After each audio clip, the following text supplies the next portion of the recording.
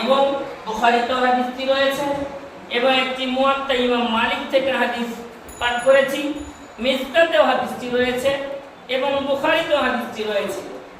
তো যাই হোক, কয়েকটি গ্রন্থ থেকে এই হাদিসগুলি কালেক্ট করেছি এবং আল্লাহ রাব্বুল আলামিনের রাসূল সাল্লাল্লাহু আলাইহি ওয়াসাল্লাম এইসব হাদিসের মধ্যে পরিষ্কার রূপে কি বলতে চাইছেন সেগুলি ব্যক্ত করব ইনশাআল্লাহ।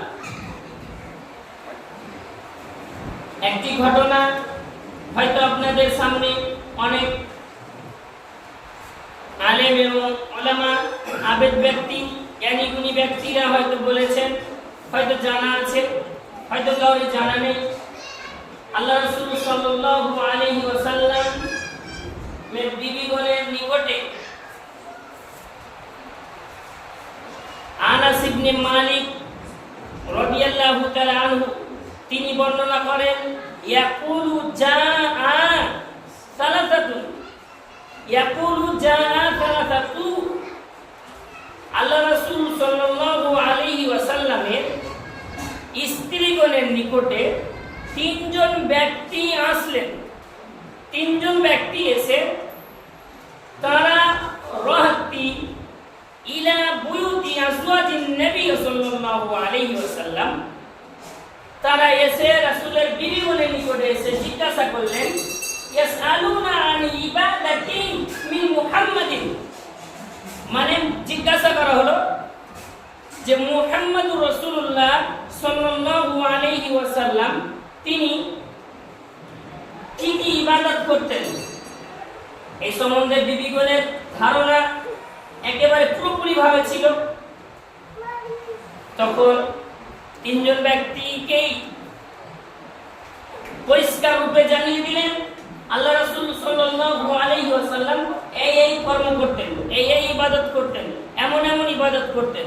তখন তারা বলে উঠল, চট করে তারা তাদের মধ্যে ক্বালা আখার আহাদুহুম আনা উসাল্লি, বলছেন একজন ব্যক্তি, ওদের মধ্যে একজন ব্যক্তি চট করে বলে উঠল, আল্লাহ রাসূল সাল্লাল্লাহু আলাইহি ওয়াসাল্লাম মানে যে ইবাদত করতেন সেই ইবাদতটা তাদেরকে ছোট মনে হলো, তুচ্ছ মনে হলো, কম মনে হলো। তখন তারা বললেন, আল্লাহ রাসূল কোথায়, কত দূরে? আল্লাহ রাসূলের আগের গুনাহ মাফ, পিছনের গুনাহ মাফ, তিনি তা সত্ত্বেও এত ইবাদত করেছেন, এগুলি কি? মানে যার পিছের গুনাহ মাফ, আগের গুনাহ মাফ, অথচ এগুলিকে মনে হলো যে কি গুনাহ, মানে কি কম মনে হচ্ছে যে এটা চারটিখানি ব্যাপার দিয়ে তারা বলে উঠলো। একজন বললেন, আনা ইন্নী উসাল্লিল লাইলা আবাদা উসাল্লিল লাইলা। বলে দেওয়া হলো একজন ব্যক্তি, তাদের তিনজনের মধ্যে একজন ব্যক্তি বললেন, আমি সারা রাত সালাত আদায় করব, সালাত থেকে আমি বিচ্যুতি ঘটাবো না। একজন ব্যক্তি বলে উঠলো, আমি সালাত সারা রাত্রি ধরে সালাতে মগ্ন থাকবো, সালাত ভঙ্গ করব না। নিয়তটা খারাপ না, বুঝবেন হাদিসটা পরিষ্কার রূপে। হাদিসটা হয়তো যাদের জানা নেই, পরিষ্কার করে বলে দেওয়ার চেষ্টা করছি। প্রথমত একজন ব্যক্তি বললেন যে আমি সালাতে রত থাকবো, সালাত থেকে মানে বিচ্যুতি ঘটাবো না, সালাত থেকে ছুটে যাব না। নাম্বার 2, দ্বিতীয়জন পোষণ করলেন আনা সুমু, দ্বিতীয়জন ইচ্ছা পোষণ করলেন ওয়ালা আফতিরু, আমি সিয়াম রাখবো এবং সিয়াম যে রাখবো তো সিয়াম এমন ভাবে রাখবো যে ইফতার করবো না। সিয়াম রাখবো, সিয়াম ইফতার করবো না। সন্ধ্যা হলো তো কি, রাত্রি হলো তো কি, সিয়াম রেখে দিলাম মানে রেখে দিলাম, রাখারাখি হয়ে গেল, বন্ধ করা করি আর হবে না। নাম্বার 2, নাম্বার 3, আতাজিলুন নিসা। একজন তিনজনের মধ্যে আরেকজন তিনি বলছেন, তৃতীয়জন বলছেন, আমি বিবি থেকে অর্থাৎ আমি নারী সঙ্গম করব না, অর্থাৎ আমি জীবনে কখনো বিবাহ করব না, বিয়ে করব না। পরিকল্পনাটা কি জানেন? এদের ইচ্ছাটা কি ছিল?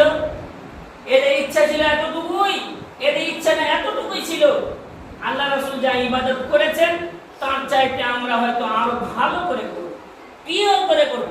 আল্লাহ রাসূল হয়তো পছন্দ মনে করেননি বা করতে পারেননি, নাউজুবিল্লাহ। আল্লাহ রাসূল হয়তো পরিষ্কার রূপে ভালোভাবে ক্লিয়ার করে ইবাদত করতে পারেননি, আমরা হয়তো আরো বেশি বাড়িয়ে করব। কথাটা হচ্ছে এই হাদিস আল্লাহ রাসূল সাল্লাল্লাহু আলাইহি ওয়াসাল্লাম তুলে ধরেছেন এই কারণেই।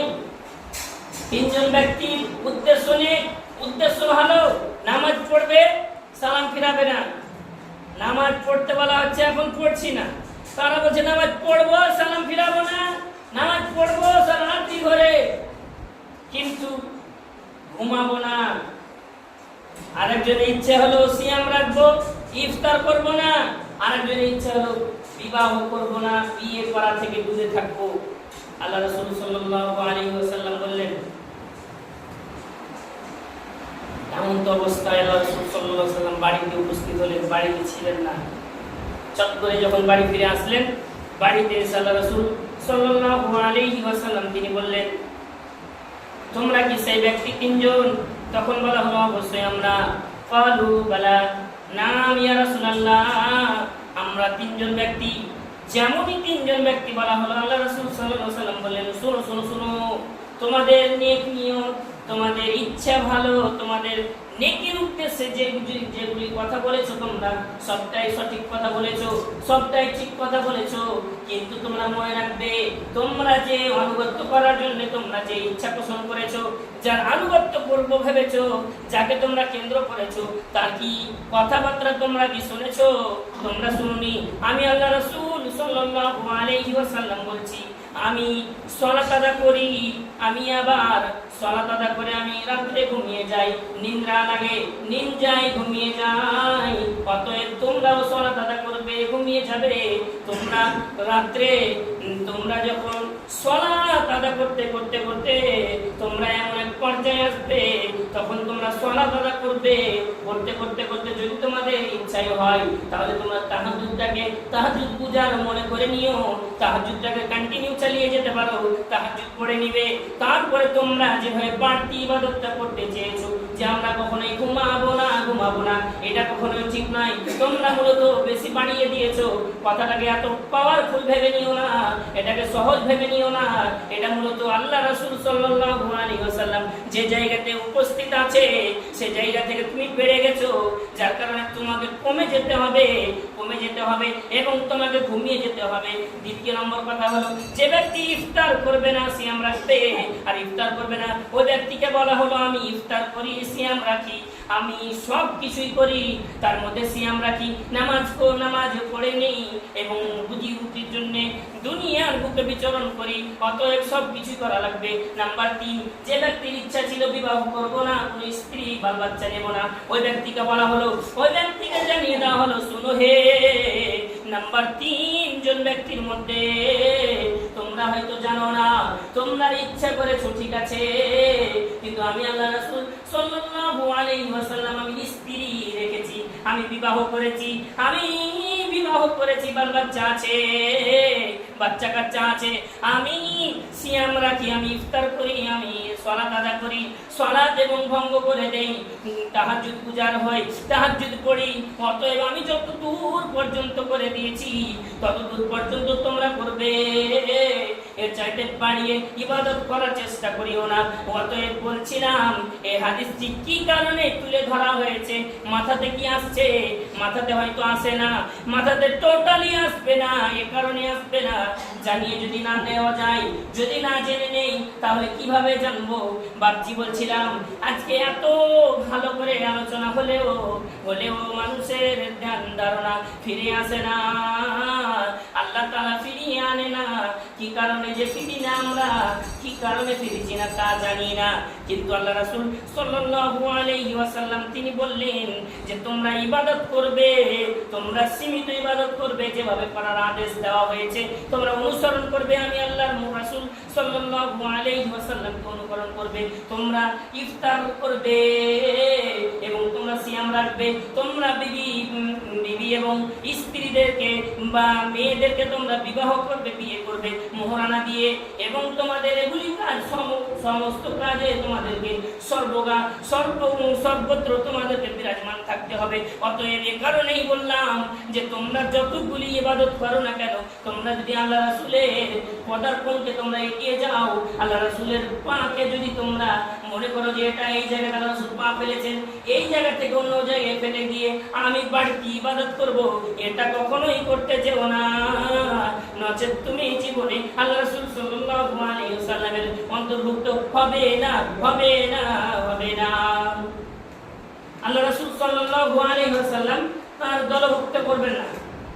বলছিলাম কয়েকটি কথা আরো বলার আছে, তার মধ্যে আরেকটি হাদিস মেন, যেটা হচ্ছে এই হাদিসের পরিপ্রেক্ষিতে সাধারণ জ্ঞানী, ক্ষুদ্র জ্ঞানী, সবচাইতে ছোট মস্তিষ্কে যেটা বোঝা যাচ্ছে সেটা হচ্ছে এই ইবাদতগুলিকে বুঝে শুনে করতে হবে। যেমন এখন সালামের স্টাইল বেরিয়েছে, আপনারা হয়তো বলতে পারবেন না, আপনারা অনেকই মানুষ তো সালাম দিতেই জানেন না।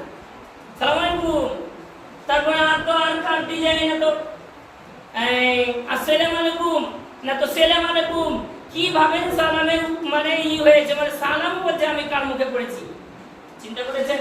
এইভাবে এখন সালামের ডিজাইন কি, আলেম এবং উলামা যারা জ্ঞানী শিক্ষিত এদের এখন সালামের ডিজাইন বেরিয়েছে আসসালামু আলাইকুম ওয়া রাহমাতুল্লাহি তাআলা ওয়া বারাকাতুহু। এই তাআলা শব্দটা নেই, তাআলা শব্দটা যুক্ত করতে গিয়ে সে ব্যক্তি, সে আলেমই হোক, সে জুব্বা পড়া মুলবি হোক, আলেম হোক, আর কিছু হোক, সে জ্ঞানী আবেদ ব্যক্তি হোক, এই তাআলা শব্দটা ভাবছি তুমি লাগিয়ে দিয়েছো, তুমি যেভাবে বাড়িয়ে দিয়েছো, এই তাআলাটা নেই, অথচ তুমি নিজেকে পণ্ডিতগিরি দেখাতে গিয়ে বাড়িয়ে দিয়েছো।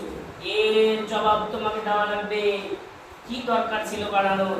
পরিষ্কার লাগবে, পরিচ্ছন্ন লাগবে, ভালো লাগবে শুনতে। তোমার চাইতে আল্লাহ রাসূল কম বুঝতেন? এই ব্যক্তিটি ইচ্ছা করেছিল কম ভালো ইচ্ছা, খাটলো না তো, ইচ্ছাটা কেটেছিল। যদি আজকে তেমনই হয়ে যেত, আজকে তেমনই হয়ে গেলে আজকে উপায়টা কি ছিল চিন্তা করে? আপনারা রোজা রাখতেন না, ইফতারের টাইম হতো না, কিছু হতো না, রাখতে পেতেন। ওদের যদি আমল হইতে, যদি আল্লাহ রাসূল অ্যাকসেপ্ট করতেন, মেনে যদি নিতেন, সাধারণ জ্ঞানের লোক ছিল তারা, কিন্তু তারা ইবাদত বন্দেগীতে এতটাই পাওয়ারফুল লোক ছিলেন, সেটা জিনিসই শুনতো, যেভাবে শুনতো সাথে সাথে মেনে নেওয়ার চেষ্টা করতো। এখনকার লোকের মতো না, এইভাবে লোকের মতো না, পালিপুরা মুসলমানের মতো না। মুসলমান নিজেকে কোথায় দাঁড় করিয়েছে এবার চিন্তা করেছো? কিন্তু একটা কথা ভেবে নিও, দুঃখ লাগলেও বাস্তবে এটাই কথা সত্য, যে যেমন ভাবে পাপী, যে যেভাবে পাপ করবে আল্লাহ তাআলা তার পাপকে দুনিয়াতে মোচন করে দেবেন, তার পাপ কিন্তু প্রায়শ্চিত্ত করিয়ে দেবেন। বুঝতে পারবেন? এখন যার জন্য প্রমাণ আপনাদের সামনে, বাংলাদেশ আজকে যে হারে সর্বনাশার ঢেউ ভাসছে, আজকে যেভাবে প্রধানমন্ত্রী যেভাবে তার স্থানকে হারিয়ে, নিজের স্থান হারিয়ে গিয়ে কোথায় মাথা লুকাবে, কোথায় ঠাঁই পাবে, এর কোনো স্থান দিতে পারছে না। পৃথিবীতেই তাকে তার প্রায়শ্চিত্ত করে কবরে দুনিয়াতে যাওয়া লাগবে। অতএব বলছিলাম যে যেভাবেই পাপ করেন না কেন, শেষে একটাই কথা মাথায় রাখতে হবে, শেষে একটাই কথা মনে করে নিতে হবে, যে কবর হচ্ছে আসল দুনিয়া এবং কবরের দুনিয়ায় নেমে যেতে হবে। দুনিয়াতে যে যেমনই ভাবে পাপ করুক না কেন, যেভাবেই কাজ করুক না কেন, তাকে কিন্তু পরিত্রাণ পাওয়া লাগবে না, পরিত্রাণ পাবে না, আল্লাহ তাআলা দিবেন না, ছেড়ে দেবেন না। অতএব বলতে চাইছিলাম, অন্যদিকে রাস্তা না কেটে আমি প্রকৃত বিষয়ের দিকে ঢুকি, সেটি হচ্ছে মূল কথা। একটি হাদিস রয়েছে, আল্লাহ রাসূল সাল্লাল্লাহু আলাইহি ওয়াসাল্লাম তিনি বলে দিয়েছেন, তিনি বলেছেন এই আনাস ইবনে মালিক রাদিয়াল্লাহু তাআলা আনহু قال قال رسول الله صلى الله عليه وسلم تركت فيكم امرين। আল্লাহ রাসূল সাল্লাল্লাহু আলাইহি ওয়াসাল্লাম তিনি পরিষ্কার রূপে দুইটি জিনিসকে আমাদের সামনে ছেড়ে দিলেন, আর তিনি বললেন তারাকতু ফীকুম আমরাইন, তারাকতু আমি ছেড়ে গেলাম, ফীকুম তোমাদের মধ্যে, আমরাইন দুইটি উপদেশ, দুইটি বস্তু ছেড়ে গেলাম, লান তাদিল্লু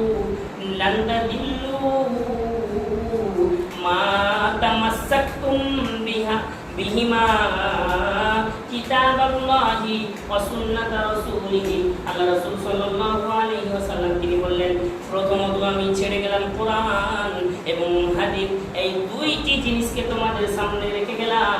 এই দুইটি জিনিসকে যদি তোমরা ধরে নিতে পারো, আঁকড়ে ধরতে পারো, এই দুইটি জিনিসকে যদি তোমরা প্রকৃতভাবে শক্ত করে ধরে থাকতে পারো রে, তবে তোমাদের প্রাইসটা শুনে নাও, তোমাদের এর ফলাফলটা শুনে নাও। তোমাদের ফলাফলটা হবে আল্লাহ রাসূল সাল্লাল্লাহু আলাইহি ওয়াসাল্লাম তিনি বললেন, তোমরা যদি দুইটি জিনিসকে আঁকড়ে ধরে থাকতে পারো, তাহলে জীবনে কখনোই তোমরা ধ্বংস হবে না, জীবনে কখনোই তোমরা অপমানিত হবে না, লাঞ্ছিত হবে না।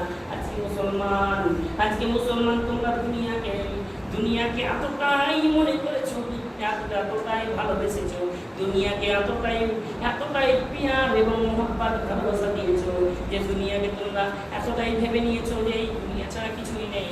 কিন্তু তোমরা হয়তো ভুলে গেছো আল্লাহর বিধানটা, হয়তো ভুলে গেছো রে। আল্লাহ রাব্বুল আলামিনের বিধান হলো এই, আল্লাহ রাসূল সাল্লাল্লাহু আলাইহি ওয়াসাল্লাম তিনি বলেন যে আল্লাহ তাআলা তার রাসূল সাল্লাল্লাহু আলাইহি ওয়াসাল্লামের মুখে বলে দিচ্ছেন, তিনি বলছেন বাল তুকিরুনাল হায়াতাদ দুনিয়া, এই দুনিয়া হচ্ছে তুচ্ছ। আজকে তুমি দুনিয়াকে মনে করছো না, দুনিয়াকে তুমি তুচ্ছ মনে করছো না, দুনিয়া একেবারে নগণ্য, দুনিয়া নগণ্য। তুমি কি ভাবছো একবার ভেবে দেখো। মালাকুম হয় কি হয়েছে তোমাদের একবার বলো তো। আল্লাহ রাসূল সাল্লাল্লাহু আলাইহি ওয়াসাল্লাম তিনি বলছেন, বলো হে নবী, তুমি বলে দাও, তাদেরকে শুনিয়ে দাও, তাদের সামনে ব্যক্ত করে দাও। তোমরা আজকে দুনিয়াকে পেয়েছো এবং দুনিয়াকে পেয়ে তোমরা মাতামাতিতে লেগে গেছো, ব্যস্ত হয়ে গেছো। আজকে তোমরা এই দুনিয়াতে ঢুকে গিয়ে দুনিয়ার মোহে পড়ে তোমরা বিদআতকে ভুলে গেছো, শিরককে ভুলে গেছো। অতএব এইগুলি শিরক এবং বিদআত তো মারাত্মক গুনাহ, এগুলি বাদ দিলাম। অনেক পাপ কাজকে নেকিতে পরিণত করে দিয়েছি। যেটি আদেশ করি না কেন, যেটাই বলি না কেন, আজকে আদেশের মতো থাকে না। পরিষ্কার আল্লাহ তাআলার বিধান, পরিষ্কার আল্লাহ রাসূল সাল্লাল্লাহু আলাইহি ওয়াসাল্লামের বিধানকে মেনে নিতে পারছি না, মেনে নেওয়ার মতো ক্ষমতা নেই। ক্ষমতা থাকলেও আমরা মেনে নিতে পারছি না। বাস্তব চিত্রের প্রমাণ দেখাবো, দেখবেন। যাই হোক, আল্লাহ তাআলা যে বিধান দিয়েছেন, সে বিধানের ছোট্ট একটি কথা বলি, যে মানুষ আজকে সম্পূর্ণরূপে প্রপারলি ভাবে আল্লাহ তাআলাকে, মানে আল্লাহ তাআলার বিধান যেখানে, সেখানেই হসপিটাল করা লাগবে। তুমি বলো না হে যে তুমি মরবে না 5 বছর কি 10 বছর, বলো না, গ্যারান্টি দাও, লিখে দাও 5 বছর বাঁচবে না, 5 বছর বাঁচবে, তুমি লিখে দাও। 10 বছর পর আমি 10 বছর বাঁচবো, আমি তখন দাড়ি ছাড়বো, লিখে দাও। তুমি লিখে দাও না যে 20 বছর পর আমি নামাজ পড়বো, আমি বেঁচে থাকবো। তুমি কি ভাবছো? এই কবরের জিন্দেগিটাকে বিশ্বাস করছো না? এইগুলি কথাকে তোমার বিশ্বাসই মনে হচ্ছে না। প্রকৃতভাবে ঈমান যদি একটু থাকতো, ঈমান যদি থেকে থাকতো, প্রকৃত যদি ঈমান যদি থাকতো, নাড়া দিত, একটু না হলেও নাড়া দিত, সাড়া দিত। নেই, টোটালি নেই ঈমান, টোটালি নেই ভিতরে। আল্লাহ তাকওয়া ভয় কিছু নেই, ভীতি নেই, কিছু নেই। তাহলে চিন্তা করেন, আল্লাহ তাআলার আইন একরকম আর করছে আর একরকম। জি, বাস্তবিক বলা হচ্ছে এটা করো, প্রপারলি ভাবে যেটা বলছি, যেটা হুকুম, এটা আদেশ, সেটা মেনে নিতে পারছি না। মেনে নিতে পারবো না কেন? যদি আমি জোরালো ভাবে আদেশ দেই মানবো না কেন? কি কারণে মানতে পারছি না? কেন বলছি জানেন? লজ্জা লাগছে, ধিক্কার লাগছে নিজের উপরে। মুসলমান কি করতে মুসলমান দাবি করেন? কি নিয়ে মুসলমান চিহ্ন নেই, দাঁড়িয়ে নেই, সালাম দিতে লজ্জা লাগে আপনাকে? দাঁড়িয়ে নেই কি দিকে আপনাকে চিনবো যে আপনি মুসলমান? কি নিয়ে আপনাকে কোনো নামাজ নেই, আপনার কি দেখে চিনবো আপনি মুসলমান? ছেলে নেই নামাজি, মুসলমান শুধুমাত্র মুসলমানের ঘরে গরু খেলে মুসলমান? তুচ্ছ লাগে, ঘৃণা লাগে। দুনিয়াটা কেমন জানেন? দুনিয়াটা একটা তুচ্ছ, মানে সবচাইতে নিকৃষ্ট জায়গা। নিকৃষ্ট জায়গা হলো দুনিয়া। এই দুনিয়াটা আল্লাহ রাব্বুল আলামিন তিনি বাজার করতে পাঠিয়ে দিয়েছেন আমাদের। আর বাজারে এসে কি করছি জানেন? কি করছি? তাস, জুয়া, ইড়ি বিড়ি, মদ, জুক্কা, সিগারেট, আর কিছু যত কিছু থাকে যে না, সুদ, ঘুষ, এগুলি ঘরে নিয়ে যাবো। কবরে যাবো, সত্যি মাথায় রাখবেন, একাকী এসেছি, মায়ের গর্ভ থেকে একাকী এসেছি দুনিয়াতে। কেউ নিয়ে আসেনি, আল্লাহ তাআলা নিয়ে এসেছেন দুনিয়াতে। এসেছি একাই, মরবো একাই সত্য, মরে যাব সত্য, কবরে থাকবো একাই, কেউ থাকবে না, বন্ধু বান্ধব কেউ থাকবে না। যা হবে উত্তর প্রশ্ন একাকি শুনবো, একাই উত্তর জবাব সবকিছু করবো।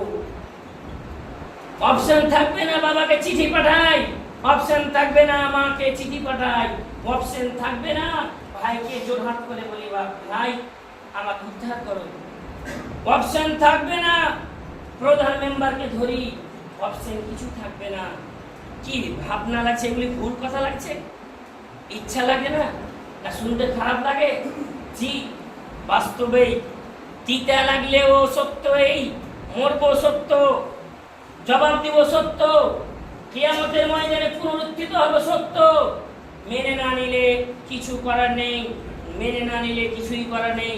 যেদিন মরবেন সেদিন কিন্তু সময় থাকলেও, যেমন উদাহরণ দিয়ে দিই আপনাকে, একটি ঢেল কুড়িয়ে নেই, ঢেল নিয়ে ছুঁড়ে মেরে দিয়েছেন, ঢেলটা যেমন ছুঁড়ে মেরে দিয়েছেন, ঢেলটা ফেরত নেওয়া সম্ভব না।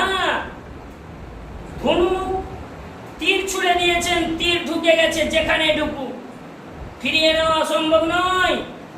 ওলান থেকে গরুর, ওলান থেকে বাঁট থেকে দুধ বেরিয়ে গেছে, দুধকে ভরে দেওয়া সম্ভব নয়, সম্ভব নয়। কিছু কিছু জিনিস সম্ভবপর হয়ে দাঁড়ায় না। অতএব মনে রাখবেন, যখন মরণ ডাক চলে আসে, পৃথিবীর কোনো রাজা মস্তান ঠেকাতে পারে না, ক্ষমতা নেই, কাউরের ওসিলা ধরে হবে না, কেউ আপনাকে ঠেকাতে পারবে না। আল্লাহ রাব্বুল আলামিন আমাদের সকলকে সঠিকভাবে বুঝদার করুন। বলছিলাম বাপজি, দুনিয়া তুচ্ছ, দুনিয়া শেষ, শিরক এবং বিদআতকে পরিহার করবেন। আর আপনাদের সামনে একটা আবদার, এবং যে আবদার নিয়ে মনে মনে আশা পোষণ করেছি, আজকে আল্লাহ তাআলা দুনিয়াতে যাকে আমাদেরকে আপনাকে সবাইকে পাঠিয়েছেন, কাউরে ধন সম্পদ, ঘন সম্পদশালী হয়ে দাঁড়িয়েছেন কেউ। 5টা মিনিট টাইম দেন আমাকে, দিয়ে আমি ক্লিয়ার করছি, যেহেতু সময় হয়ে গেছে। কিছু আবদার আছে, কথাগুলি আমি গুছিয়ে বলার চেষ্টা করছি। আল্লাহ তাআলা আমাদের ধন এবং সম্পদ দিয়ে দিয়েছেন। ধন সম্পদ কেউ মায়ের পেট থেকে নিয়ে আসেনি। ধন সম্পদ একটি মানে মাধ্যম মাত্র, রিজিকের মাধ্যম। এটা কেউ সঠিক রাস্তায় খুঁজে পেয়ে নেয় এবং কেউ সঠিক রাস্তায় খুঁজে পায় না। এই কারণেই মানুষ কেউ সাকসেস এবং কেউ আনসাকসেস। বলছিলাম ধন সম্পদ আল্লাহ দিয়েছে, আল্লাহ চাইলে আপনার ধন সম্পদ কেড়ে নিতে পারবে। বিশ্বাস হচ্ছে? বিশ্বাস যদি হয়, বলছিলাম মাদ্রাসা এবং মসজিদ এগুলিতে মূলত দান এবং সাদকা করে থাকি। যেগুলি করি মূলত সেগুলি কিন্তু বিন্দুমাত্র পানিতে যাবে না, নষ্ট হবে না।